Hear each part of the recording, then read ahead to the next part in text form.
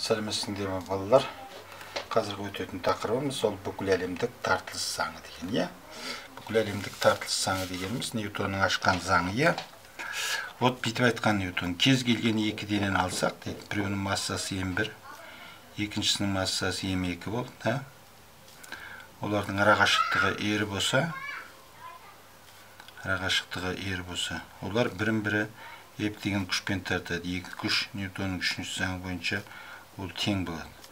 Осы екі күш немеге тең болады дегенде кез келген екі дененің өзара тартылатын күші олардың массаларының көбейтіндісіне тура пропорционал М1 менен арақашықтықтың квадратына кері пропорционал болады. Вот осы заңды бүкіл әлемдік тартылыс заңы дейді. Мына бүкіл әлемдік тартылыс заңы. Кез келген екі массалы дененің өзара әсерлесу күші олардың массаларының көбейтіндісіне тура пропорционал, арақашықтығының квадратына кері пропорционал болады деген. Бұл жаңағы бүкіл әлемдік тартылыс заңы. Енді мысалы жерді алып қарайық, иә? Мысалы мынау жер радиусы rж болды, да? Жердің бетінде бір дене бар, массасы М деген. Жердің массасы үлкен М болсын, да? Сонда біз білеміз ғой бұны. Кез келген денені жер өзіне қарай тартады. Оны тартылыс күш деп айтады, ол М жиғады.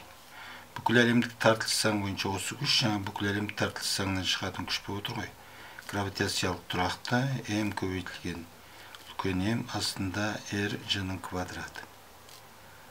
Вот осылай қарай. Осыдан енді екі күш тең қойылды. Екеуі бірдің күш болып отыр ғой. Сонда mg тең болады. M гравитациялық тұрақты, M үлкен M астында r ж-ның квадраты, да? Массадар қысқарады бүйтіп. Сонда еркін түсудегі тең болады. Гравитациялық тұрақты M бөлесің r ж-ның квадраты. Сонда кез келген аспан әлемінде кез келген дененің еркін түсудегін осылай анықтауға болады екен, иә? Енді былай істейік. Дене жердің бетінде емес, жердің бетінен әлде қайда бір биіктеу қашықтықта орналасқан деп есептейік. Массасы бар дене мұнда. Мынау жаңағы жер, да? Мынау жаңағы жердің радиусы rж, мынау екеуінің арасындағы қашықтық h деген. Вот сонда жаңағы былай жазуға болады екен бұл, иә? Бұл жердегі тартылыс күші F тең болады. mg h деген индекс бар. Екінші жағынан ол гравитациялық тұрақты m теперь r ж қосылған h қой, теперь екеуінің арақашықтығы. Осының квадратына тең болады, иә?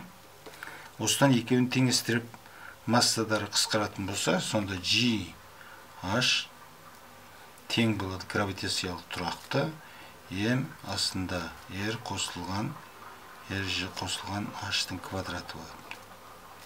Мынау жаңа еркін түсудегінің биіктікке тәуелділік графигі. Көрдіңіз бе?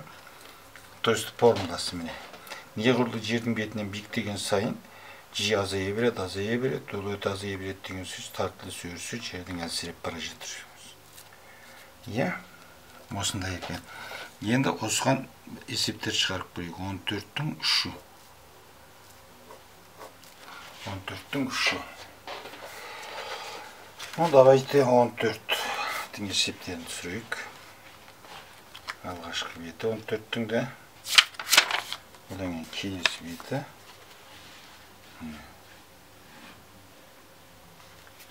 Осы есептерден шығарамыз. 14-тің 3-шісі дейді. 14-тің 3-і. Жер бетінен жердің градусына тең қашықтықтағы еркін түсудегінің мәнін тап дейді. Жаңағы біздегі h дегеніміз бізде немеге тең болады екен. H ол жердің радиусіне тең болса дейді. Осындай қашықтықта болса, осы жердегі еркін түсудегі қаншаға тең болады? GH деген. Қаншаға тең болады? Енді жаңағы табамыз. GH тең болады да гравитациялық тұрақты M астында rж қосылған h-тың квадраты. Немесе h-тың орнына rж-ны қойсам, онда гравитациялық тұрақты M астында 4 r g-ның квадраты болады, иә. Вот міне беріп тұрған өрнек 4-тен басқасы, ол g-ға тең ғой. Значит, ол g бөлінген 4 болады. Немесе бұл тең болады 2,5 метр секунд квадрат болады екен. Еркін түсуде осыған тең болады, иә. Енді 14-тің 5-шісін шығарып көрейік. 14-тің 5-шісі, да, давайте. 14-тің 5-шісі былай дейді. Есептің берілуі. Жер бетінен қанша қашықтықта ауырлық күші 10%-ға азаяды. Жердің градусы 6400 км дейді. Вот осыны шығарып көрсек, былайға. F-A ол жаңағы 0,9 F-A нулевой деп қояқ. Мынау жаңағы биіктіктегі H деген биіктіктегі. Мынау сол жердің бетіндегіден 10% азаяды дейді. То есть оның 0,9 болады деген сөз. 10% азаяды деген сөз 0,9% болады деген сөз. Ашты тау керек. Енді жазамыз кәне, иә? Сонда жазамыз F-A нулевой ол mg болады. Немесе ол m g-дің орнына қоямыз. Гравитациялық тұрақты m астында r g-ның квадраты, да? Енді F-A-ны жазайық. Ол mgh болады. Орнына қойсақ mg үлкен m астында rg қосылған h-тың квадраты болады. Жақшаның сыртында квадрат.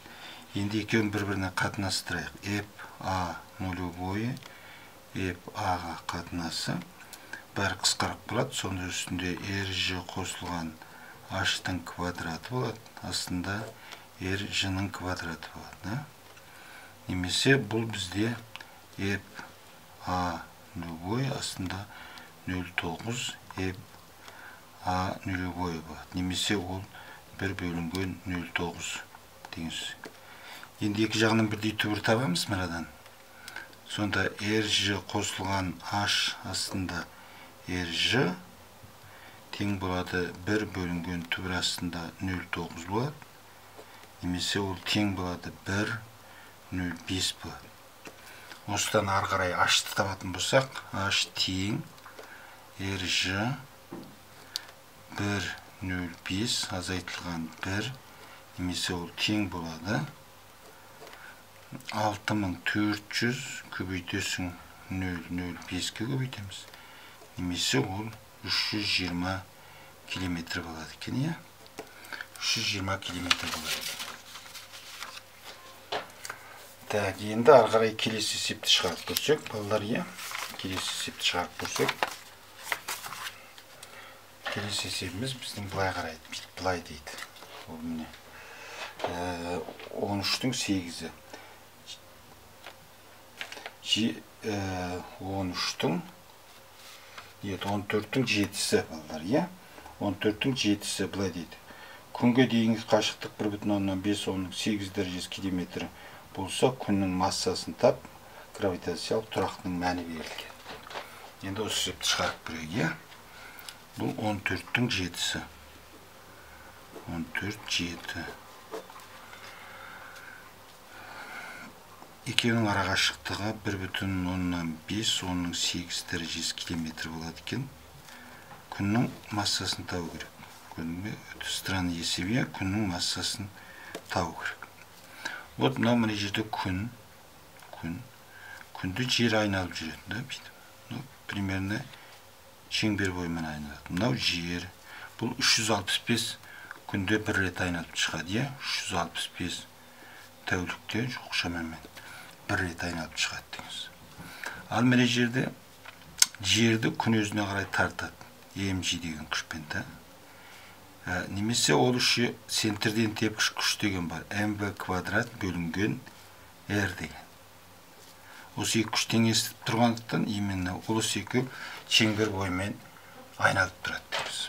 Сонда осы екеуін теңестіру арқылы біз мынандай өрнек шығарып аламыз. b квадраттың r-ге қатынасы g болады.